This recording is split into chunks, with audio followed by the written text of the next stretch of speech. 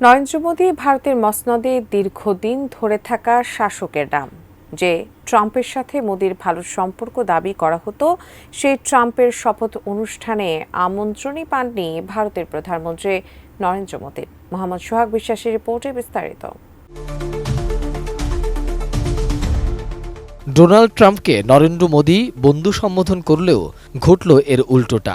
যুক্তরাষ্ট্রের নতুন প্রেসিডেন্ট হিসাবে ২০ জানুয়ারি শপথ নিতে যাচ্ছেন ডোনাল্ড ট্রাম্প। এই শপথ অনুষ্ঠানে আমন্ত্রিত অতিথিদের তালিকায় স্থান পেয়েছেন আন্তর্জাতিক সম্প্রদায়ের অনেক নেতাই।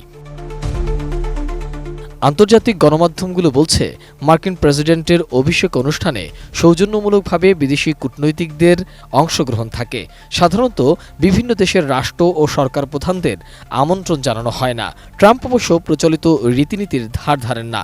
তিনি তার শপথ অনুষ্ঠানে অনেক বিদেশি নেতাকেই আমন্ত্রণ জানিয়েছেন। তালিকায় ইউরোপের মধ্যপন্থীদের বাদ দিয়ে অনেক কঠোর ডানপন্থী ও জাতীয়তাবাদী রাজনীতিবিদদের আমন্ত্রণ জানাতে দেখা গেছে।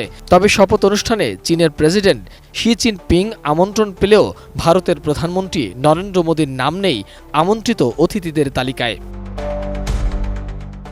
সঠিক প্যাড আর সঠিক তথ্য দিয়ে এসব সামলে নিব এক হয়ে। Monalisa sanitary napkin. ট্রাম্পের শপথ গ্রহণ অনুষ্ঠানে আমন্ত্রিত অতিথিদের তালিকায় ওপরের সারিতে ইতালির প্রধানমন্ত্রী জর্জিয়া মেলোনি এবং আর্জেন্টিনার প্রেসিডেন্ট জেভিয়ার মিলের নাম রয়েছে। এর মধ্যে মিলি ১ মাস আগেই নিশ্চিত করেছেন তিনি অনুষ্ঠানে উপস্থিত থাকবেন। চলতি মাসের শুরুর দিকে মেলোনি ফ্লোরিডায় ট্রাম্পের মার এ লাগো রিসোর্টে যান। ট্রাম্প তাকে তখন এক দুর্দান্ত নারী হিসাবে অভিহিত করেছেন। শপথ অনুষ্ঠানেও তাকে আমন্ত্রণ জানানো হয়েছে। মেলোনির কার্যালয় থেকে বলা হয়েছে, সবকিছু ঠিক থাকলে তিনি অনুষ্ঠানে হাজির থাকবেন।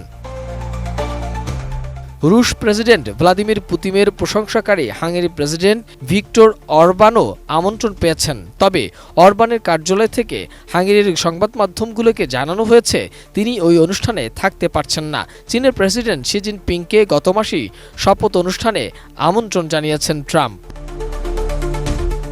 ভারতের পররাষ্ট্রমন্ত্রী সুব্রামানিয়াম জয়শঙ্কর বলেছেন তিনি অনুষ্ঠানে উপস্থিত থাকবেন। তবে ট্রাম্পকে বন্ধু সম্বোধনকারী ভারতের প্রধানমন্ত্রী নরেন্দ্র মোদী অনুষ্ঠানে আমন্ত্রণ পাননি।